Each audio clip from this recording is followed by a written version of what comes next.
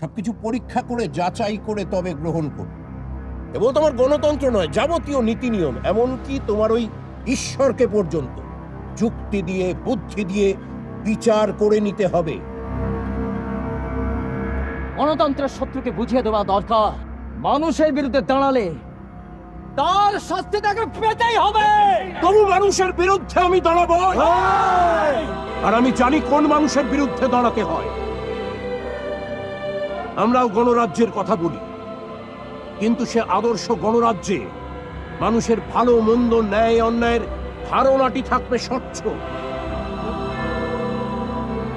নিজের যোগ্যতা, পছন্দ অপছন্দ, ভালো মন্দ, শত্রু মিত্র, ন্যায় অন্যায় এসব সম্পর্কে মানুষকে স্পষ্ট হতেই হবে, স্বচ্ছ হতেই হবে।